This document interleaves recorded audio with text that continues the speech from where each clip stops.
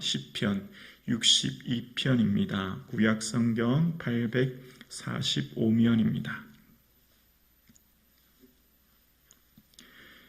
시편 62편입니다. 하나님 말씀을 함께 고백드리겠습니다. 나의 영혼이 잠잠히 하나님만 바라며 나의 구원이 그에게서 나오는도다. 오직 그만이 나의 반석이시요 나의 구원이시요 나의 요새이시니 내가 크게 흔들리지 아니하리로다. 넘어지는 담과 흔들리는 울타리같이 사람을 죽이려고 너희가 일제히 공격하기를 언제까지 하려느냐. 그들이 그를 그의 높은 자리에서 떨어뜨리기만을 꾀하고 거짓을 즐겨하니 입으로는 축복이요 속으로는 저주로다. 나의 영혼아 잠잠히 하나님만 바라라. 무릇 나의 소망이 그로부터 나오는도다. 오직 그만이 나의 반석이시요 나의 구원이시요 나의 요새이시니 내가 흔들리지 아니하리로다. 나의 구원과 영광이 하나님께 있으며 나의 힘과 반석과 피난처도 하나님께 있도다. 백성들아 시시로 그를 의지하고 그의 앞에 마음을 도하라. 하나님은 우리의 피난처시로다. 아 슬프도다. 사람은 입김이며 인생도 속임수니 저울에 달면 그들은 입김보다 가벼우리로다. 포악을 의지하지 말며 탈취한 것으로 허망하여지지 말며 재물이 늘어도 거기에 마음을 두지 말지어다. 하나님이 한두 번 하신 말씀을 내가 들었나니 권능은 하나님께 속하였다 하셨도다. 주여 인자함은 주께 속하오니 주께서 각 사람이 행한 대로 갚으심이니이다. 아멘. 하나님께서 허락하신 새로운 11월 한 달 예수님의 은혜와 평강이 사랑하는 성도님들의 가정과 자녀 위에 충만하기를 주님의 이름으로 축복합니다. 아멘.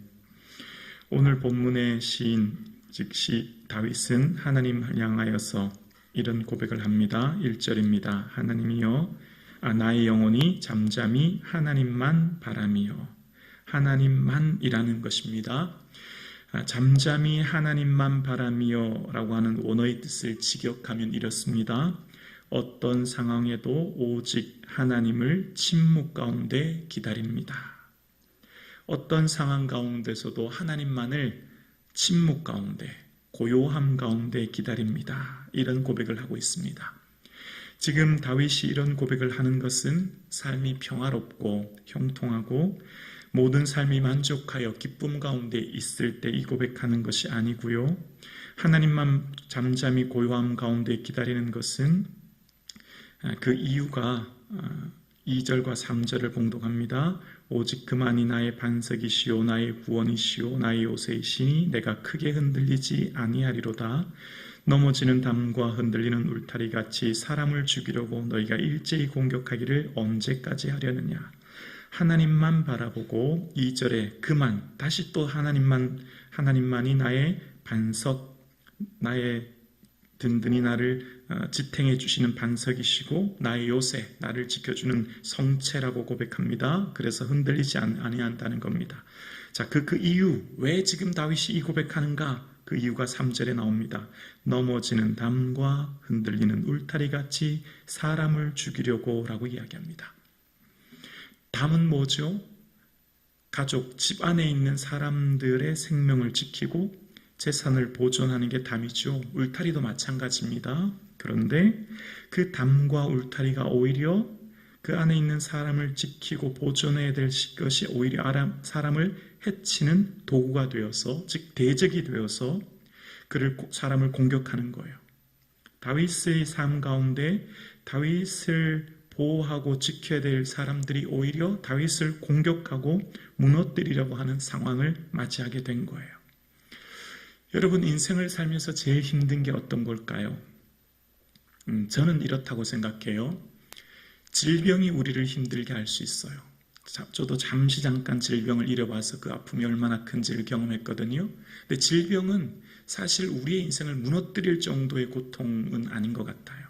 내 자신의 어떤 문제이잖아요. 두 번째는 저는 가난이라고 생각해요. 배고픔도 조금은 경험해 보았습니다. 가난은 정말 우리를 절망하게 합니다. 정말 우리를 무너뜨리게 합니다. 근데 그것보다 더 큰 어려움이 있다고 생각해요. 세 번째가 있다고 생각합니다. 바로 사람이에요. 사람이 우리를 무너뜨리게 합니다. 사람이 가장 나를 고통스럽게 해요. 제 경험상 그렇습니다. 다윗도 마찬가지 고백을 합니다.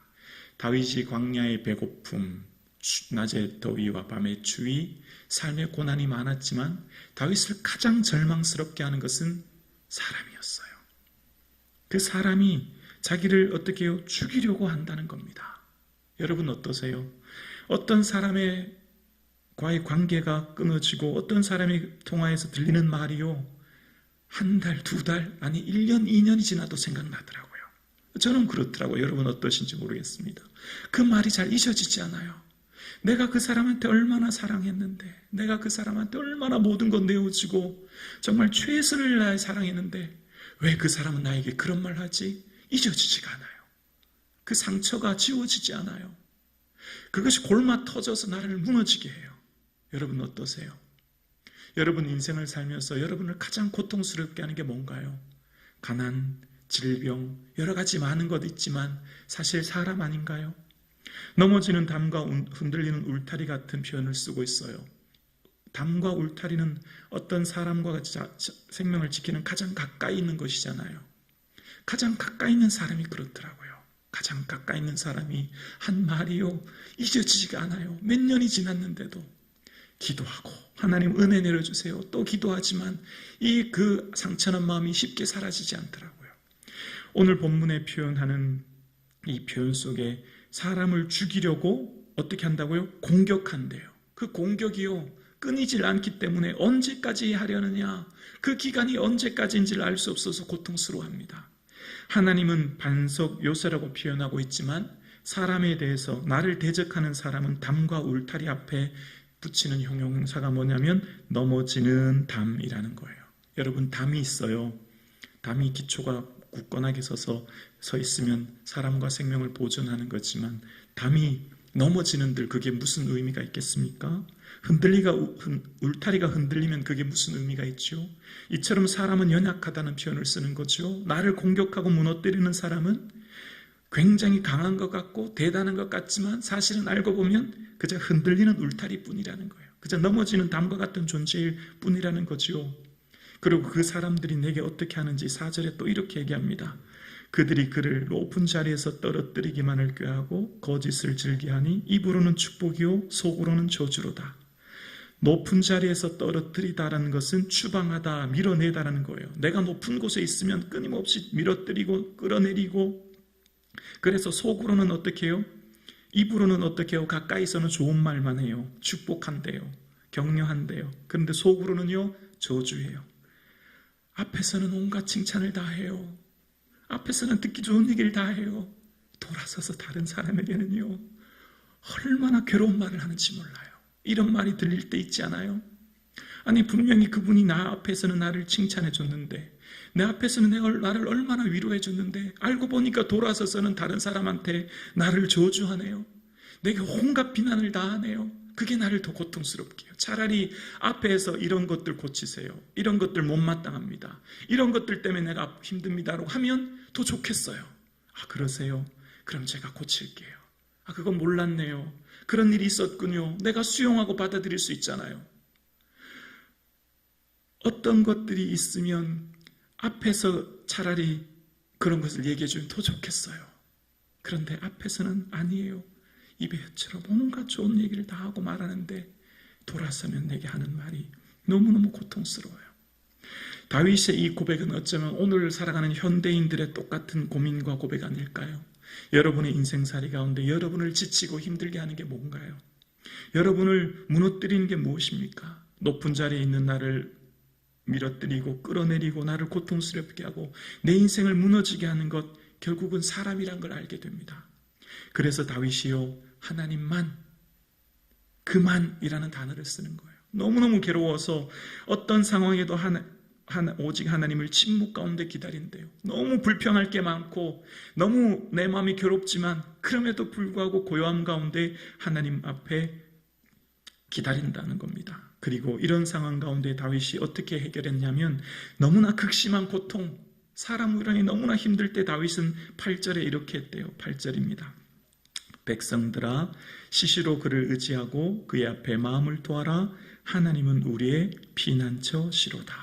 시시로라고 하는 것은 모든 시간, 모든 때를 말합니다. 모든 때, 모든 순간 그를 의지하다, 희망을 걸다, 희망을 두다라는 겁니다. 하나님 앞 백성들아 모든 때 그에게 소망을 두고 희망을 걸고 그의 앞에, 원어의 뜻은 그의 얼굴 앞에라는 거거든요. 하나님의 면전 앞에, 하나님 앞에 마음을 토하다, 마음을 분출하다, 쏟아놓으라는 거예요. 눈물 나고 가슴이 무너질 때, 인생이 무너지는 고통 가운데 하나님 앞에 마음을 쏟을 수 있기를 주 이름으로 축원합니다. 저는 목사도 똑같은 사람이다, 늘 그걸 경험합니다. 목사라고 뭐 특별하게 대단한 믿음이 있고 목사라고 뭐 특별하게 위대하고 그렇지 않다고 생각해요. 똑같은 사람이고 똑같은 연약한 존재라고 생각합니다. 그래서 더 많이 기도하려고 애쓰고 더 많이 하나님을 의지하려고 애를 씁니다. 하나님을 의지하고 애를 쓰고 노력하지만 그 사람들로 인한 상처는 쉽게 사라지지 않은 것 같아요. 참 힘들고 어려운 것 같아요. 그래서 더 하나님 앞에 마음을 쏟고 하나님을 의지합니다. 그래서 다윗은 고백합니다. 8절에 하나님은 우리의 피난처시로다. 하나님만이 우리를 지키시고 보호하시는, 어떤 상황 가운데서도 한결같이 우리를 인도하시는 분이라는 거예요. 그러면서 다윗이 깨달은 게 있어요. 인생이 뭘까? 인생에 대한 정의를 다윗이 하게 되는데요. 인생은 슬픔이라는 거예요. 9절 볼까요? 아, 슬프도다. 사람은 입김며 인생도 속임수니. 인생은 슬픔이라는 겁니다. 여러분, 인생에 대한 정의가 대부분 비슷한 것 같아요. 여러분 기억하세요? 모세가 그의 말년에 쓴 시편이 이 뒤 90편에 나오잖아요. 모세도 거의 비슷한 고백을 합니다. 우리의 연수가 70이요 강건하면 80이라도 우리의 연수의 자랑은 수고와 슬픔이니. 연수의 자랑, 우리의 자랑이요, 인생의 자랑이 수고한 것 그리고 슬픔이라는 거예요. 모세도 다윗과 똑같은 고백을 합니다. 인생살이는 다 슬픔이라는 거예요. 그만큼 우리를 지치게 하고 힘들게 한다는 것이죠. 인류의 인생의 특징이 슬픔이라고 하는 것과 함께 또 한 번의 특징이 있습니다. 우리의 인생이 얼마나 짧은가를 표현하는 단어가 저울에 달면 그들은 입김보다 가벼우니라 라고 이야기합니다. 인생을, 무게를 측정할 수 없는 입김 같은 존재. 이 땅에 어떤 것도 무게를 달 수 있지만 우리 인생은 너무나 가벼워서 입김 같아서 무게를 달 수 없는 그런 가벼운 존재가 인생이라는 거예요. 슬픔과 함께 유한한 인생임을 오늘 본문은 우리에게 이야기하고 있는 거예요. 인생이 많이 힘들고 지치지 않습니까? 그런 상황을 다윗도 똑같이 경험하고 그런 상황을 다윗도 똑같이 느꼈다는 겁니다. 오늘 함께 예배드리시는 우리 사랑하는 성북중앙 가족 여러분, 참 힘들고 아프고 고통스러운 지금 이 순간 하나님만 바라보는, 하나님께 내 마음을 쏟아놓는 이 시간 되기를 주님의 이름으로 축원합니다.